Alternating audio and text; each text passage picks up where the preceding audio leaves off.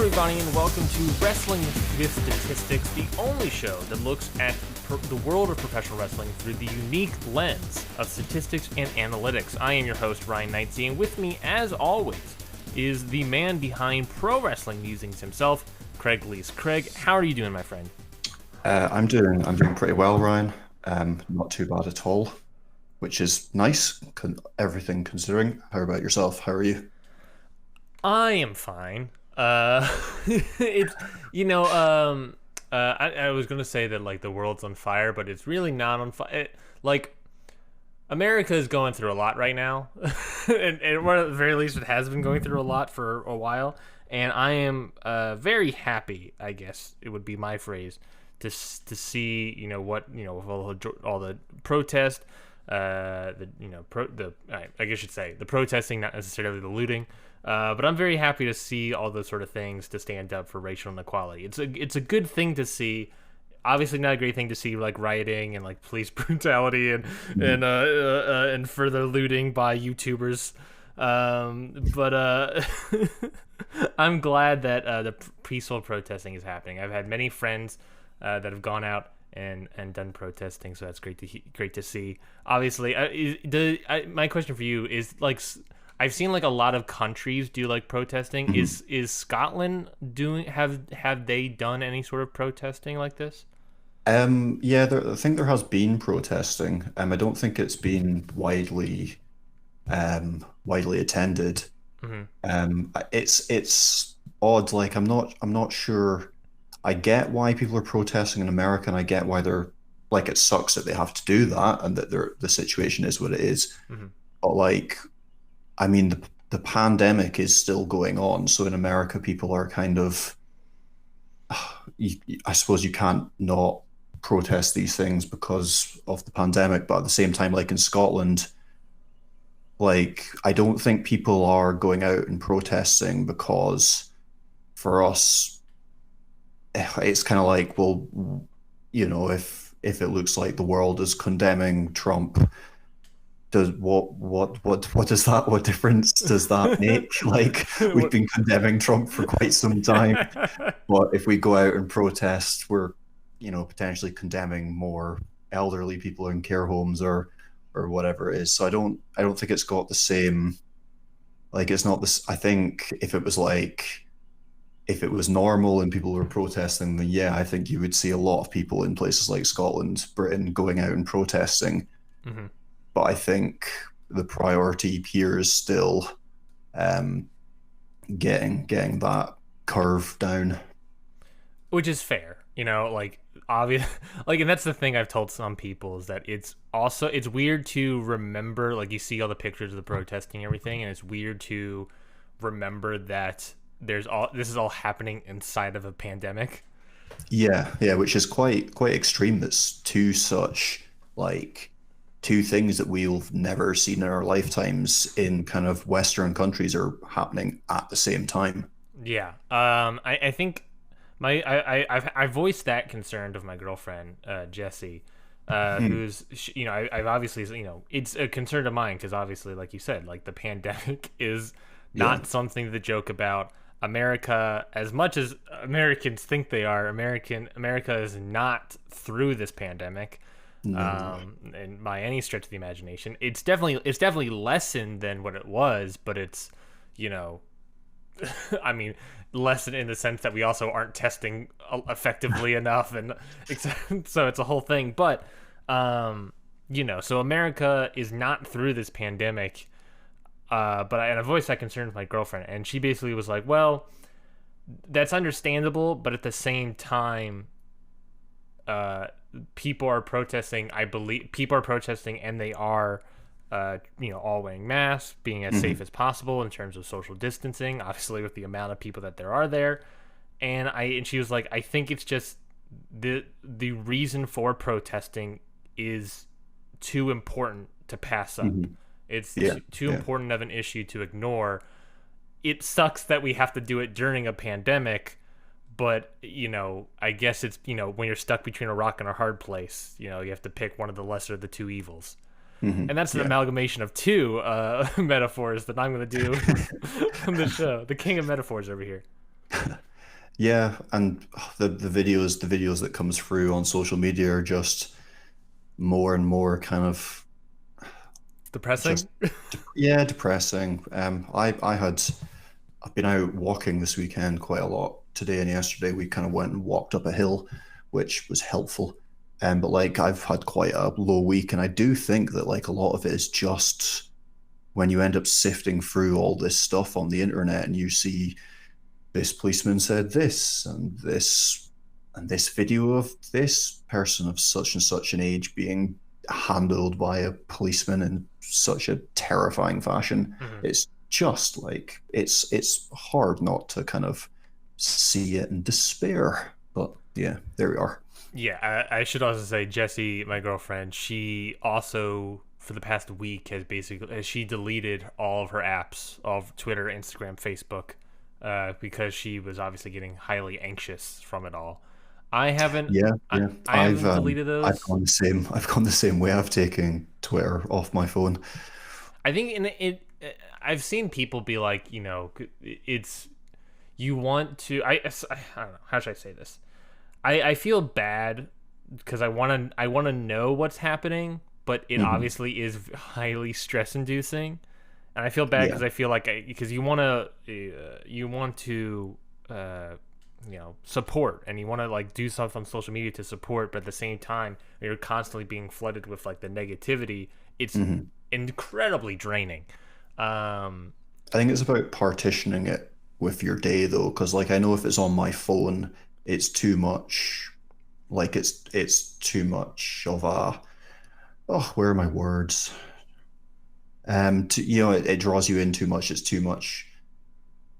Oh, I really can't think of that word. It's a really obvious, silly word. um, Ah, what's it like when something like draws you in? It's like, oh my goodness, just good like draws podcasting you there. in, entices you. Yeah, that kind of thing. Like it's too easy to just pick up when you're bored to pick up your phone and It's start too flipping it's through the too internet. it's too And sexy. no, not like it's too, it's just what is Tan- the word? It's a word I use. It's when you forget a tantalizing. word and it's a word you Tantalizing. use. It's a word you use all the time. So you don't use sexy all the time, or No, no, I do not. Oh my goodness. Never mind. Okay, moving along. But yeah, if it's just on your phone, like it's like a compulsion, you're doing it all of the time. And it's whereas if you like I've not stopped using Twitter. It's just I use it through my laptop, but I don't have my laptop in my pocket all day. yeah, yeah, and I think that's also a good point. Is like by deleting it from your Tempting. It's too there it tempting. is. Why couldn't oh my goodness. It took them 3 minutes, folks. To Oh, good job, Craig. it's not patronizing at all. No, I agree. It is incredibly tempting, especially being your having social media on your phone. And I Mhm. think saying, we couple last week or a week or two ago, we were talking about social media, Yeah. and using like blocking or whatever. If you weren't even stepping away from social media by just deleting it from your phone and still using it from a computer itself, that helps immensely from the get go because that like you said it immediately limits the amount of time you're spending on social media. Yeah. And Um, it is addictive. And but sometimes when things are addictive, you choose to do them anyway. mhm. But like, you wouldn't eat ice cream all day every day. Um, It's you too know what much I of a mean? good thing. Too much of a good Yeah, thing, yeah. really. So if you remove it from like your person as your phone kind of ends up being, then it's you're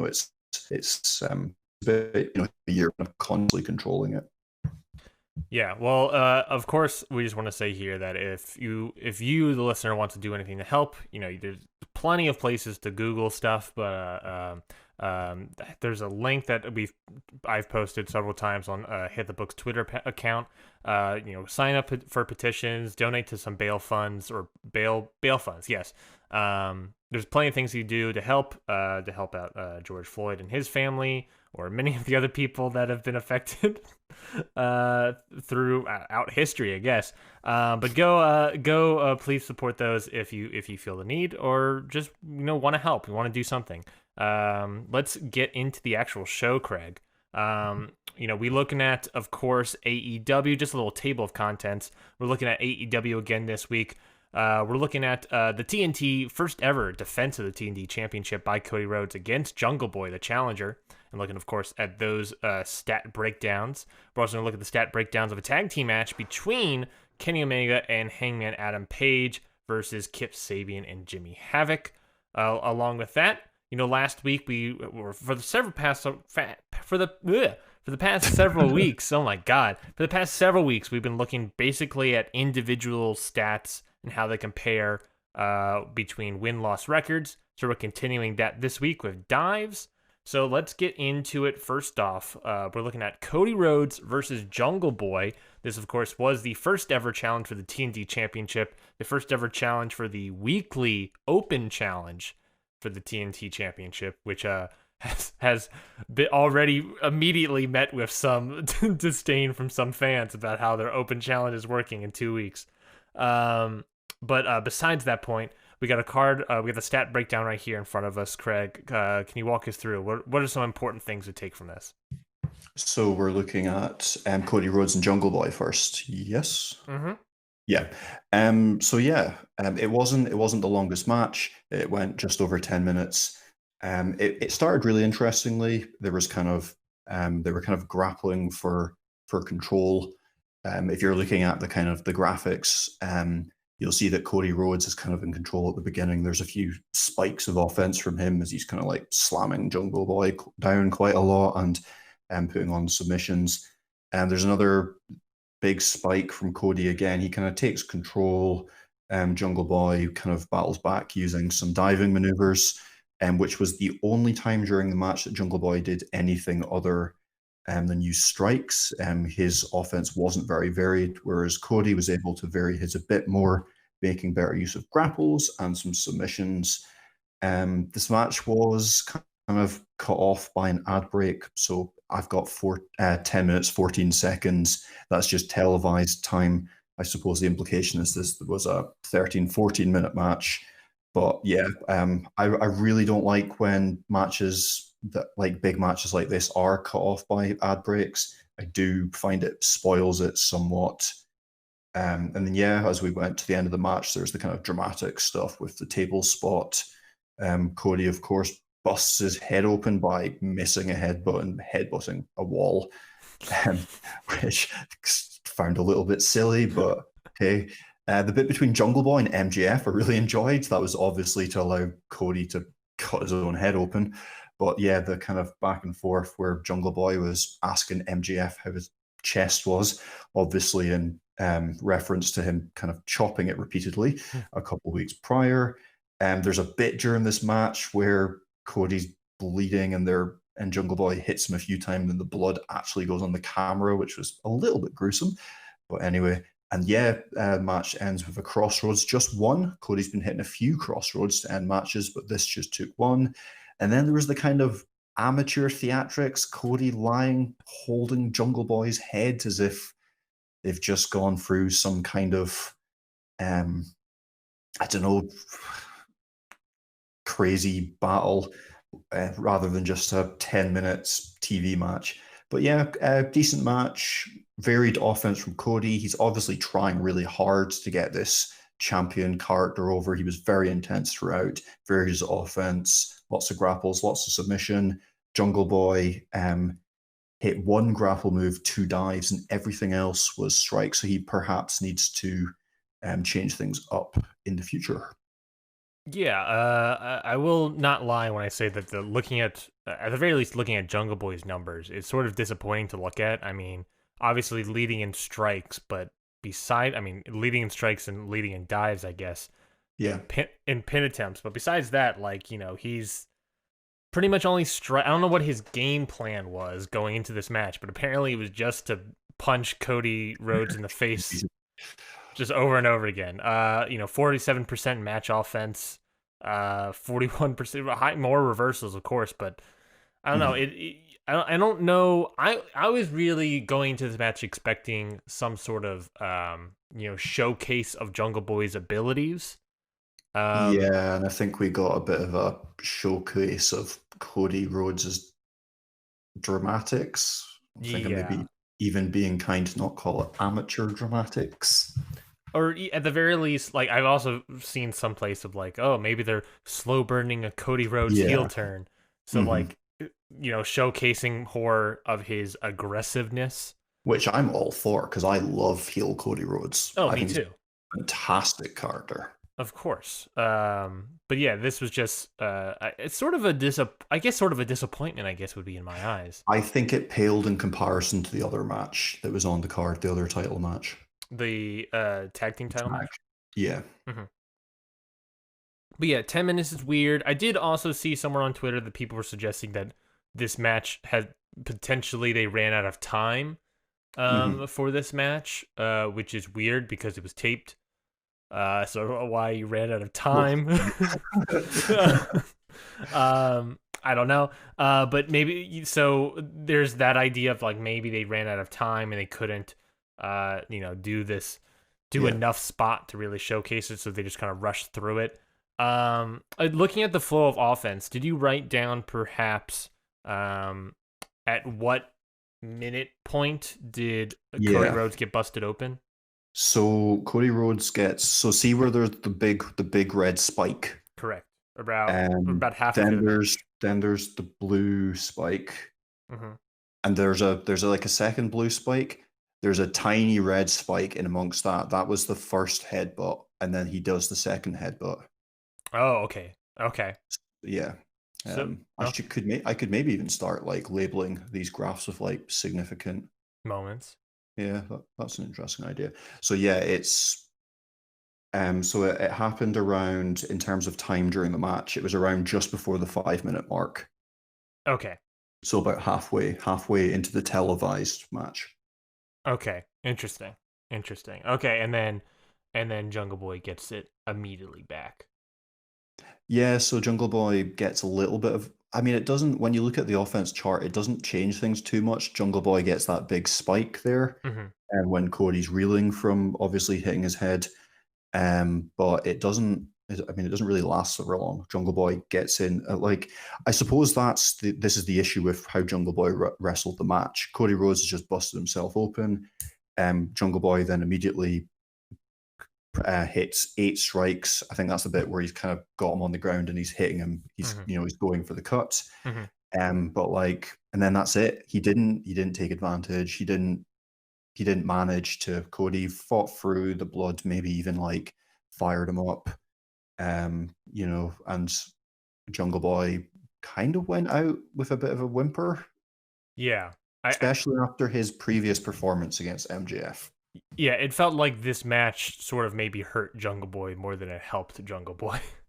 Yeah, which is not the kind of John Cena open challenge kind of format that people have been suggesting they'll be going with. Exactly. I do like to see that, however, that our previous analysis when it comes to individual stat breakdowns in terms of Mhm. win loss records are Yeah, still holding true. yeah, yeah, Jungle Boy absolutely. getting the most strikes, but still losing. Cody Mhm. Rhodes getting the more strike downs and grapples and winning. Yeah. And I guess that's all I'm going to say on the Ooh, matter. That's a little ooh. tease. That's all tease for later. Um, are you interested to see how these TNT Championship uh, uh, Open challenges will play out, especially with Mark Quinn coming up next week? Yeah, yeah, yeah. It's fascinating because it does look like it's going to be a title challenge like every week. I think Cody really wants to make it this big thing. I don't think this one hit home. I don't think this one was a success. But it's one match. It was entertaining. Like I don't know, 2.75, 3 out of 10, probably a 3 out of 10, and 3 out of 5. Whoa, Um, 3 out of 10. Oh, geez. Hot take McGee over yeah. here. So like it'll be really interesting. I would like a little slither of logic into how these contenders are found.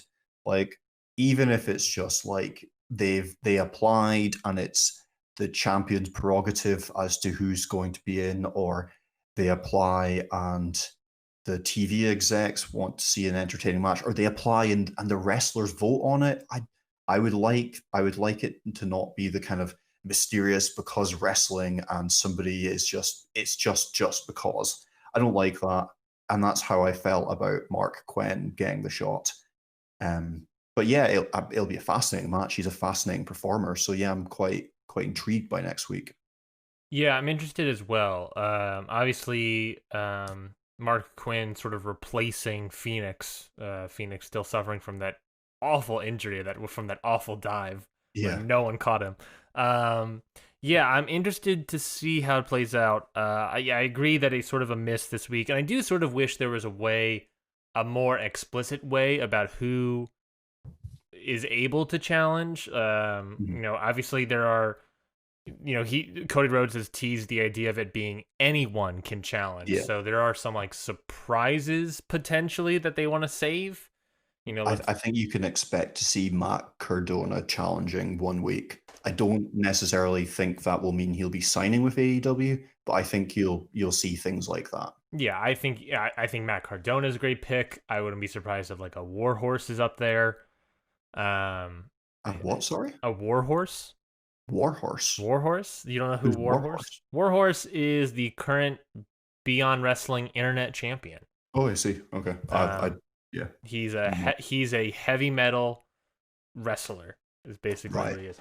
But there's like these people that like would be a good use to like, oh, let's get him on TV a little bit. Matt Cardona is a great pick. If Mhm. you wanted to do a Leo Rush as well, that'd be interesting. People that may not sign but would be cool to just see on TV as well. Um, I'm interested to see how it plays out. I like I said, I wish it was more explicit. There is this idea that like we all know that Cody kind of runs the promotion, Mhm. Yeah. so maybe my guess would be that like maybe Cody's picking select like specific people. That's my only that's my only guess on Mhm. the matter. And if that's the case, then I'm sort of like interested in terms of I don't know. It's interest. I feel like champions shouldn't pick who they're challenging, even if they're a face or whatever. Um, Yeah. I don't yeah, I don't even mind that. I would just like I want to know what the rules are. I don't want it to be yeah, I don't if they're telling us that it's a sport and it's a wrestling league, and I'm aware that I'm retreading ground, but it shouldn't be just because wrestling, just even if it's just like it comes out of a hat and it doesn't come out of a hat, they want it to be Mark Quinn. Cool. If it comes out of a hat, it comes out of a hat. I'm okay with that. And just like a slither of a story would be wonderful. oh, that at the end of every TNT Open challenge, Cody goes to like a boot and pulls out a name out of the boot and like reads it. Cool. And it's like at the end of the match, he reads it and it's like, this is who I'm challenging next week. I Uh, suppose, yeah, fine. like that's just something. Let's do that. Let's move on to the next matchup, which of course Mhm. was the not TNT, but the AEW Tag Team Championship title defense of Hangman Adam Page and Kenny Omega versus the Super Bad Death Squad of Jimmy Havoc and Kip Sabian. Of course, with Penelope Ford by their side. Craig, I'm going to throw it to you yet again. What are some? There's a lot of stats here. What are some of the interesting things that come out to you? I don't know about you. I really enjoyed this match. I liked that it went first and it wasn't interrupted. You got to see the whole thing. The stats are a lot more interesting with this. It was a far more fast-paced match. AEW tag team matches do tend to be like that. There isn't a lot of time spent on submissions, but you tend to see quite high striking stats and reversal stats. But then also what's really interesting is AEW tag teams hit quite a lot of kind of big grapple moves as well. They do make a huge amount of use of kind of double teams, which often comprise of like one guy striking and one guy doing like a slam move. So they're quite hard hitting, fast paced matches. Here, Page and Omega dominated the match, 57% of the offense, which is a fair bit. And when you look at the match flow of offense graphic, you can see there are quite a few large spikes from Page and Omega, and Kip Sabian and Havoc were kind of struggling to kind of hit any offense. If you watched it, that might not sound like how it was presented. Quite often when Sabian and Havoc were in charge, they were kind of grinding down. They didn't often hit a huge amount of offense. Um, yeah, some of the stats that stand out: 48 strikes to 38 in favor of Page and Omega. Oof. 10 to 8 in terms of strike downs, 11 to 3 in terms of grapple. So these are some big numbers. 2 for 2 in terms of dives. No submission from Page and Omega, which is actually not uncommon in tag matches. 17 seconds from their opponents. So yeah, it was a really enjoyable match. Lots of offense, fast paced, hard hitting. Amazing to see Hangman Page back. Kenny Omega did a wrestling match. That's always a treat because he's Kenny Omega. Yeah, good stuff. Yeah, when I'm looking at this, the real thing that comes out to me is that it looks like Page and Omega just sort of out wrestled Havoc and Sabian, and maybe not out wrestled, or is that the exact word? But at the very least, as a tag team, they were a better tag team than Havoc and Yeah. Sabian. Like you said, looking at that flow of offense graph, their the heights of Omega and Page's offense are greater every time than Sabian and Havoc. And like you sort of alluded to, when Sabian and Havoc had control of the match, they didn't really take advantage of it. In terms of Page and Omega kind of they hit a lot in a short space of time. yeah, so to me, in a way it's sort of an out wrestling of their opponents, but also they are they are the tag team champions, so they are a little bit more experienced. Of course, because we've seen, even though they've been rooming for however many months now, they've only been tag team, a tag team really for 2 months, maybe a month, something like that. I think it was January it kind of started. I don't remember. Yeah. I felt like it didn't start until the pandemic Atlanta tapings, but it might have been January.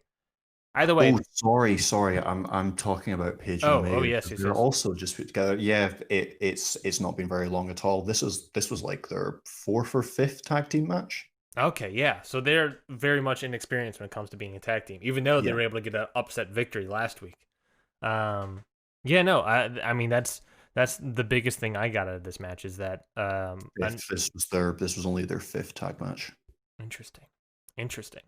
And obviously Omega and Page are not only amazing singles competitors, Mhm. but they've been tagging since January, so they have a lot of more tagging Yeah. since January, a little bit of a break in the middle there. But we're back. I'm interested to see, of course, where the Omega and Page team continue. Obviously, there's a lot of potential challengers around the bend. Obviously they have Best Friends coming up at Fighter Fest. Mhm. So we'll sort of see, I guess, what they do there. Yeah, and I think what the stats maybe even shows here that Page and Omega have really grown as a tag team. 9 double team moves in this match, which is a lot. So yeah, they're kind of looking like a proper gelled tag team now. Which they're not looking like this kind of um, hastily put together tag team champions anymore. They are a mountain to climb now. They're a big scalp for whoever eventually manages to take those titles off them, be it the Young Bucks or whoever else. Yeah, they've definitely grown into their titles in a way. Yeah, Um, yeah, absolutely. I'm interested, like I said, I'm interested to see where it goes. Whether it be, like you said, Young Bucks, could be Best Friends, obviously around the corner, Mhm. maybe Yeah. FTR. Um, who knows? We'll see what happens, I guess. But let's move into the next point of our show, next segment of our show. We've been obviously looking at the past several weeks, those individual stat breakdowns in regards to win-loss records. We sort of figured out that strikes are not the number of strikes are not the most important, but the more important stats to look at are strike downs. The more strike downs, the more grapples you do, have a higher chance of leading to a win versus a loss. And so last week we're sort of playing around with the idea. Obviously we're talking about strike downs and grapples and being like, oh, these are like, heavier, bigger guys doing strike downs. Typically, you got the big power moves of grapples and slams and power bombs and whatnot. We wondered if anything like if diving would affect. How could diving look at this? And now we're looking at this graph right in front of us. It's not looking great for our diving friends. Quite honestly, Craig. No, so we have a somewhat negative correlation here. Most of the correlations we've seen have been somewhat slight. I would suggest this is a slight to moderately negative correlation. So we're seeing that like between kind of hitting no dives to 2 dives in a match, you're going to be winning around 3 to 4 matches, which is good. And then by the time wrestlers are hitting like 15 to 16 dives in a match, they're suggesting that you'll be winning maybe 1-0 or lower than that in general. So it doesn't seem like taking to the skies and getting in loads of high risk moves is particularly successful. And the way that the stats are done is it only counts the moves that hit. So if a wrestler attempts 10 dives and hits 8, then that's written down as they hit 8 dives. So it's not as if the reason that these guys are losing more matches than people that use less dives is because they're missing some of them. What it might suggest is people that are prone to using a lot of dives will hit lots, but that means that the amount that they'll miss will be increased too. So that's a potential reasoning. It could also be to do with energy usage. But I would suggest what we are seeing here, perhaps similarly to the grapples, is that wrestlers that are using a moderate amount of these maneuvers are the ones that are racking up the wins. Yeah, I was just looking at our previous graphs off screen here. Mhm. The negative correlation trend here is sort of in the same uh what's the word? Slope, I guess. Mhm. No, that's not the word. R squared. As to the strike down positive correlation, Okay. which is interesting. That's the yeah, math. Mm. So yeah, it's interesting because you would expect people like Phoenix to be up there, Allen, Saban, Guevara, but people we've sort of joked around the idea. A lot of people have joked around the idea that this company is sort of maybe like a flippy do company. Yeah. And what we've found so far is that when it comes to at the very least the men's singles division, it's not really a flippy do company. It's Moxley is all the way up there with not many dives. Cody a little bit more dives, but still, middle of the pack. Even people below the line here, people more high flyers like Pac, like Janela. I would maybe say not really a high flyer, but definitely flies around a little bit. Trent similarly as well. Cabana has a little bit of flying as well. Even then below the lines, like it's interesting comparing those people to like Archer and Mhm. Lee and Yeah. MJF and Omega being in the back. Spears has 0 dives. Is that one Yeah. reading here? Spears has not left his feet. Interesting. Okay. Oh yeah. This is very interesting, Craig. I'm very interested. I love that. I love that what we're doing so far. I love It I is love really this stuff. interesting. I'm surprised at how interesting it actually is. Yeah, this relationship between diving and win loss records, and seeing that you know people who have dived are not winning matches. I guess my only real like thought in regards to this is when people sort of talk about it being like a flippy do company, Mhm. one of the names that really strike you when I say flippy do is maybe like the Young Bucks. So I Yeah. wonder when we eventually get to tag team wrestling Mhm. if dives dives I guess are important to win-loss Yeah. records. Yeah. Sorry, I've made a mistake with my words. So when we were talking earlier about the numbers, this chart is about wrestlers, how many dives they do per hour of wrestling. I think I was talking about as if it was like per match. So, like for example, Jungle Boy is currently doing around 17 dives per hour of wrestling, whereas Jimmy Havoc is doing about 1.7 dives per hour of wrestling. Mhm. Okay. Okay. But yeah, Um, yeah, that's such a huge difference between Jungle Boy and Jimmy Havoc. Yeah, yeah, I love to see this graph. I love to, the fact that there is a negative correlation in hmm this is pretty crazy. I don't know. I mean, where do we go to next? What's the next stat we sort of look at? well, the next one, just going along the kind of the XL would be submissions, which I don't know. I've got a feeling that that is a positive one.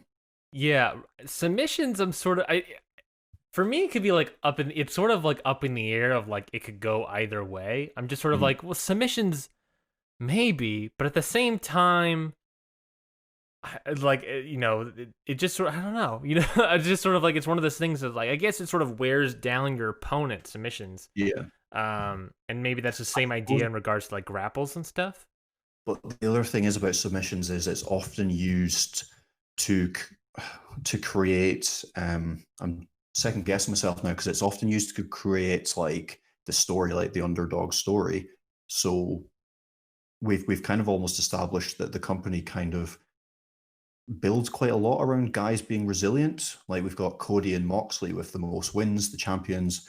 Moxley's defining statistic seems to be that he's super resilient. Hmm. So like that's often done by having like the person being resilient being ground down by submission moves. So it might actually be negative.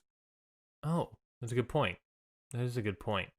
Yeah, I guess we'll find out next Yeah, week. find out. That's the tease for next week. I'm excited. Any more thoughts in terms of this um, diving sort of win loss action here? No, nothing other than to just mention that MJF is sitting on around 1.9 dives per hour, which is interesting as he's the guy that's like, dives don't matter, stupid, flippy stuff that doesn't win you matches. So he's doing it, about 2 times an hour. He is doing it about 2 times an hour, but he to the to play devil's advocate here, Greg. He's not wrong. he's he's not wrong in saying that dives don't win you matches. No, but it might. I think this is going to be a case of like how much of this stuff you're using. Because I think with grapples we kind of saw that it did help, but the guys that were going out to the extreme weren't the guys with the best win-loss records. And Moxley and Cody seem to be ending up around the middle on most of these graphs. So I don't know. I think we're going to be looking at wrestlers should be balancing their offense rather than being specialists in Mm, particular things. yeah, people like Jungle Boy, Phoenix, hmm Orange. I would not say is a specialist at anything. But that's that's more character than anything else. But yeah, I mean, I guess to be fair, if anything, it goes into the notion that diving is high risk, right? Yeah. If you hit someone, I don't know. I take that back actually, because if you hit someone, it not won't necessarily give you a win. Phoenix hitting. Obviously, I presume all these dives are hits as well, not like they're just diving and Yeah. missing. Yeah. So maybe I take that back, where it's high risk, but going for a dive with Phoenix, 16 dives per hour, only positive 2 wins. So I Mhm. don't. So maybe it's worth it. I don't really know if it's actually worth it to dive during matches. Now I think about it. Yeah. I mean, this would suggest it's perhaps not, but again, it might need more data. Like some of the so this chart's only guys that have been in the ring for 30 minutes or more. So a lot of their numbers is being rounded up to get that per hour ratio. So I think coming around and doing this again later on in the year to see if these things hold up would be quite interesting. Exactly. Exactly. Yeah, but thank you everybody for listening to, this week. If you want to hear that NXT Takeover in your house review, you can subscribe to this podcast feed so that you can make sure to get it next week, next Monday. Of course, you can subscribe to the podcast feed if you like what you heard. Recommend leaving a review on iTunes. It obviously would help out more people to see the show. In just a weird way, just taking that minute or two out of your day, leaving a quick little 5-star review about saying some nice, if you want to say nice things, but it actually helps us out a lot. in terms of like algorithms and whatnot. But we would greatly appreciate it. Also, we would just love to read it. Read your thoughts on the show. You can also follow us on Twitter at HitTheBooksPod is where you can follow us. We also just launched a website, htbpod.com. There's 6 letters, baby. You can go there and you can see a bunch of stuff in regards to my show that I also do, Hit the Books. You can see our back catalog of all of our cards, like 2 years worth of cards that you can read up on to catch up on our actual show. If you're all interested in listening at that, Craig, what do you got to plug? You can follow me at Craig PW Musings on Twitter. There's also the at PW Musings Twitter account. The difference is the PW Musings Twitter account is just like the stats and stuff. And my personal one, I might like try to talk about it. So one's more one is more organized than the other and is easier to find the big stuff. The other, and the more personal one, I tend to just complain about booking and American politics, but then come up with interesting polls about New Japan. So there we go. Yeah, well, while we hold over until New Japan returns, potentially, fingers crossed. It's looking good. It's looking good so far. But we'll see how that turns out. And of course you can go to prowrestlingmusings.com to get that too. get the important plugs out of the way. Of course, you go to prowrestlingmusing.com if you want to see a full-on text image version of what we've been talking about today. You can go to prowrestlingmusing.com and see the AEW Wrestling League report, of course, for June 3rd's Dynamite. And there will probably be 2 or 3 matches worth of statistics for In Your House. Yes. What matches do you think those are probably going to be for? Interesting question. Gargano Lee, possibly. Mm-hmm. I don't know. The match I'm most looking forward to is the women's match, but triple threats aren't always.